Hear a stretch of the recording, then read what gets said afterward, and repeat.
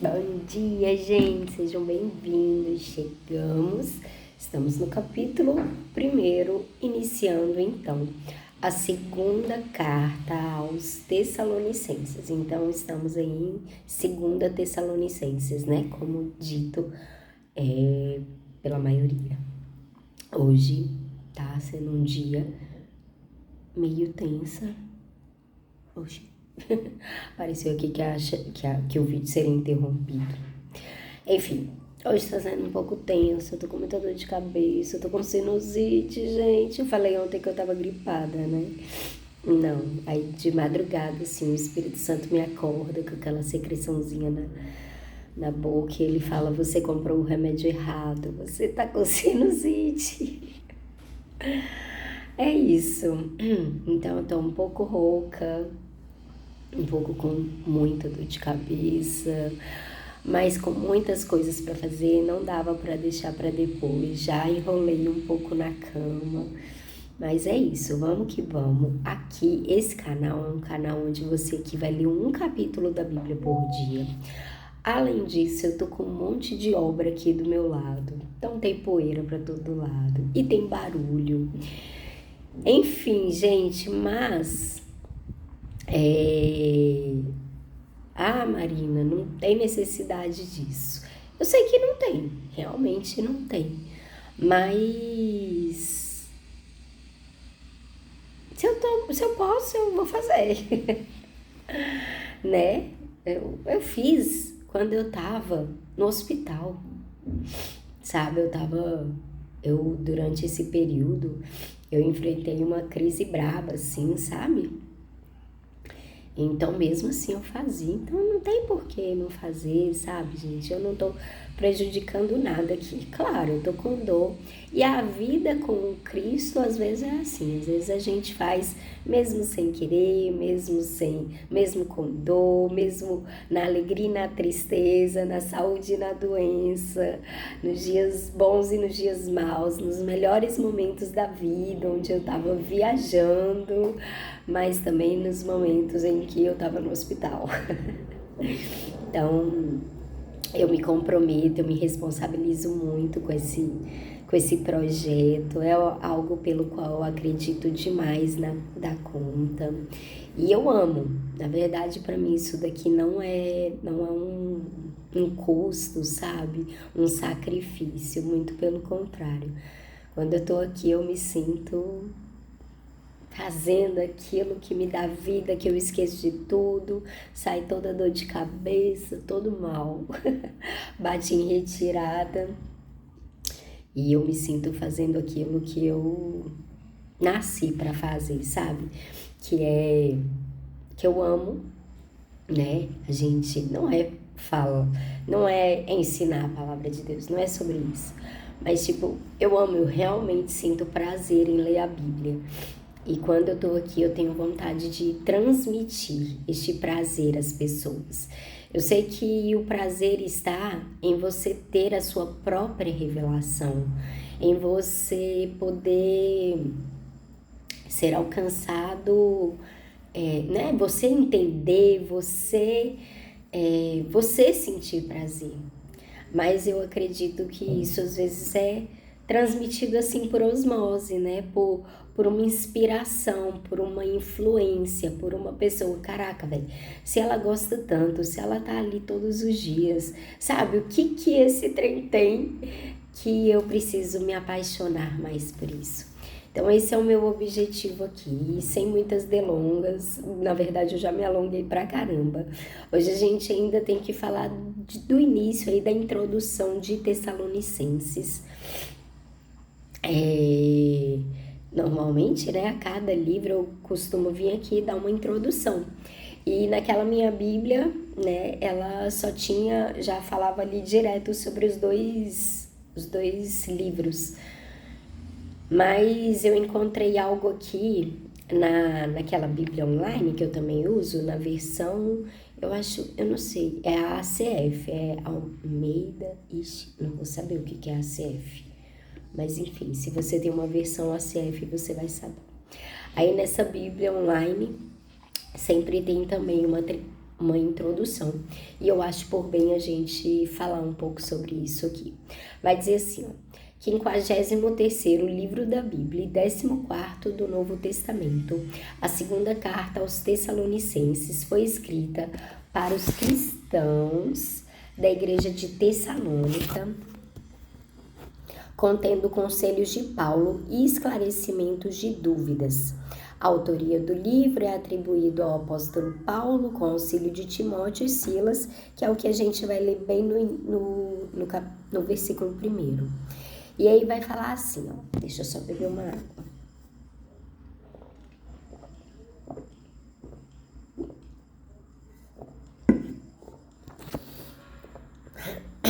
Ao longo dos 3 capítulos, podemos acompanhar o esforço de Paulo em esclarecer as dúvidas que muitos cristãos ainda tinham.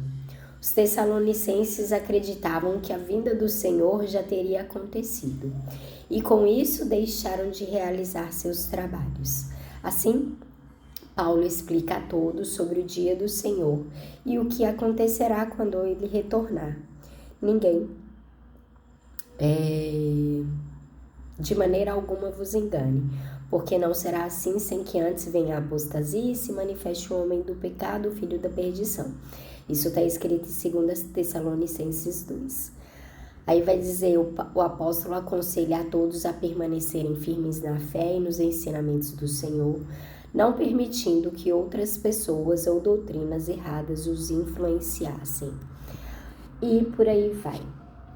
Então, gente, essa carta, ela tem por intenção combater alguns até mesmo sentimentos errados que aquelas pessoas estavam tendo e que nós podemos ter. Aqui eu digo também que a gente costuma trazer para a nossa vivência, né? O que está sendo, o que foi escrito, enfim, o que foi posto para eles, como a Bíblia é mais atual do que o jornal de amanhã. Então a gente pode também tirar coisas para nós, né? Princípios, enfim, lições. E aí, sabe aquele sentimento que bate? A gente falou muito isso em 1 Tessalonicenses. Sabe aquele sentimento que bate quando, tipo, ou a promessa demora muito a se cumprir, ou você, tipo, tinha uma esperança na sua mente e parece que aquilo já não vai mais acontecer. Ou talvez uma palavra profética que foi lançada sobre sua vida. Ou talvez uma cura que você espera há muito tempo. E, tipo, aquilo não está acontecendo e você fala, eu acho que o tempo dessa visitação já passou. Né? Que nem tem lá aquele bando de gente, aí vinham os anjos lá na época de Jesus, que a gente vê, enfim, não sei. Aí vinha na época de Jesus, aí tinha, não sei se era uma superstição ou se de fato acontecia, diz que quando agitava aquelas águas, as pessoas que caíam lá saíam curadas. E o aleijado achava que nunca ia acontecer, que ele nunca ia conseguir. Até que Jesus chega até ele e fala que você quer ser curado. Então, parece que os tessalonicenses estão vivendo assim, com esse pensamento. Eles tinham esperança nessa vinda de Jesus, mas eles falavam, gente, já aconteceu tanta coisa, já, sabe, tipo, eu acho que Jesus já veio, já foi o suficiente essa vinda dele. Eu acho que essas coisas pelas quais a gente está esperando não vai mais acontecer. Né? É uma discussão também até mesmo escatológica, teológica, de pessoas que, tipo, que existe hoje em dia no nosso meio também. Cara, e aí? Vai ter essa segunda vida? Já teve? Eu uma vez participei de uma reunião que a pessoa falou que já aconteceu isso, sabe? E agora as coisas estão sendo restauradas. Enfim, eu não tenho, a gente vai formando aqui a nossa visão escatológica de acordo com o que a Bíblia vai nos dizendo. E aí, em 2 Tessalonicenses é Paulo combatendo esse tipo de pensamento, falando, não, gente, não tem como Jesus já ter vindo se tá tudo errado ainda, entendeu? Então, o livro vai tratar um pouco disso e a gente pode também tirar esses ensinamentos como promessas que estão parece que estão tardando, como esperança, sabe? A sua esperança que talvez morreu ou foi sufocado, ou seus sonhos que talvez você já sonhou uma vez e hoje em dia você nem sonha mais, sabe? Então, o livro de 2 Tessalonicenses, a gente vai tentar caminhar por este caminho aí de que tipo, espera mais um pouco, continua fazendo o que você estava fazendo, porque o que prometeu é fiel para cumprir. Amém? Então vamos começar orando, repreendendo toda dor, toda enfermidade, todo acesso de Satanás nas nossas mentes, no nosso coração, toda seta, sabe? Em nome de Jesus, eu quero nesse momento repreender, orar para que o Senhor venha sobre as nossas vidas, o Espírito Santo seja derramado em cada casa, orar por aqueles que estão aqui, que estão, sabe, se sentindo interessados, motivados a conhecer e aprender mais a palavra de Deus. Em nome de Jesus, que o Senhor aumente a fome, a sede por essa palavra, o entendimento, a paixão e o amor pelo Senhor, a esperança, os sonhos. Em nome de Jesus, que o Senhor restaure, renove, cure, em nome de Jesus, as nossas emoções e as nossas necessidades, todas que há em Ti, Jesus, nós colocamos diante de Ti, para que o Senhor neste dia, nesta semana e neste mês, possa vir, sabe, Deus, com recuperação de cada um deles, abençoando e também, Deus, nós colocamos as nossas mentes diante de Ti para serem formadas na visão escatológica certa, de acordo com a Tua palavra, de acordo com o que o Senhor tem reservado e preparado para nós. Vai nos identificando, sabe, meu Deus, vai formando a nossa mente, o nosso caráter para essa vinda do Senhor. Nós declaramos: Maranata, ora vem, Senhor Jesus. Nós te ansiamos, nós te aguardamos, em nome de Jesus. Amém? Bora.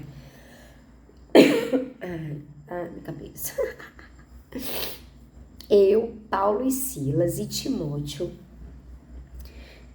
Não, ele fala assim: eu, Paulo, e Silas e Timóteo, escrevemos esta carta aos irmãos da igreja da cidade de Tessalônica, irmãos que estão unidos com Deus, o nosso Pai, e com o Senhor Jesus Cristo. Que a graça e a paz de Deus, o nosso Pai e do Senhor Jesus Cristo, estejam com vocês. Irmãos, sempre temos de dar graças a Deus por vocês. Para nós, é certo fazer isso porque a fé que vocês têm está crescendo cada vez mais e o amor que vocês têm uns pelos outros está se tornando cada vez maior. É por isso que nas igrejas de Deus falamos com orgulho sobre vocês. Nós temos orgulho de vocês por causa da paciência e da fé que vocês mostram no meio de todas as perseguições e sofrimentos. Esta é uma prova de que Deus é justo na sua maneira de julgar. Como resultado disso, vocês se tornarão merecedores do seu reino, pelo qual estão sofrendo.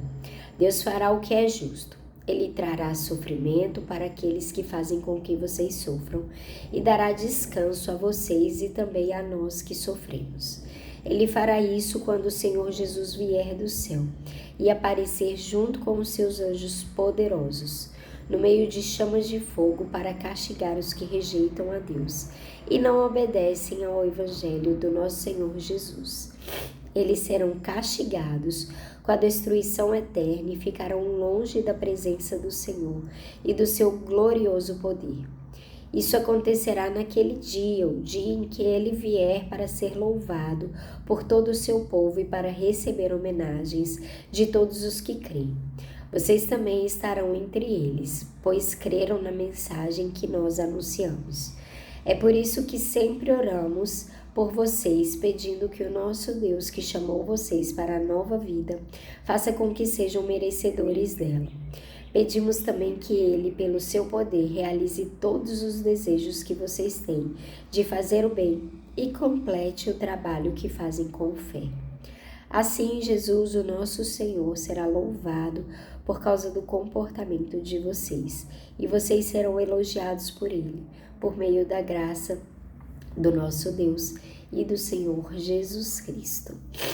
É isso, capítulo 1, então, de 2 Tessalonicenses é bem pequenininho, mas cheio de verdades. Primeiro Paulo ali glorificando a Deus pela vida deles e falando que o amor e a fé que eles tinham estavam crescendo, estavam se desenvolvendo cada vez mais, que eles eram uma igreja que dava muito orgulho a eles, sabe? E isso a gente não vê em muitos outros lugares, mas a gente vê que essa igreja sofredora, que nem Paulo chama aqui, né? E quem sabe até sendo perseguida, eles tinham essa característica de quanto maior a dor, maior era, sabe, era o desenvolvimento dele, a capacidade deles de se manterem constantes, fiéis, animados ali no Senhor. Então Paulo, ele quer que aquilo continue acontecendo e eles não deixem essa chama apagar, sabe? Então ele dá ali um conforto, um certo conforto. Nós não sabemos exatamente o que acontecia naquele lugar, mas ele vai falar ali que os inimigos dele, eles seriam colocados, eles não precisavam se preocupar que os inimigos dele sofreriam o castigo de Deus, sabe? A vingança era de Deus. Então, que eles serão castigados com a destruição eterna e ficarão longe da presença do Senhor e do seu glorioso poder. Isso acontecerá naquele dia, o dia em que ele vier para ser louvado por todo o seu povo. Vocês também estarão entre eles, pois creram na mensagem que nós anunciamos. E aí Paulo vai falar que sempre ora por eles, sabe? Que sempre intercede, que sempre pede a Deus, para que eles não desanimem, né? Nem não se desesperem, né? E é isso, mas a gente consegue ver a partir de todos estes livros, a gente tá só no início de 2 Tessalonicenses. O livro também é bem pequenininho. Você piscou, a gente vai estar em Timóteo já ainda essa semana, mas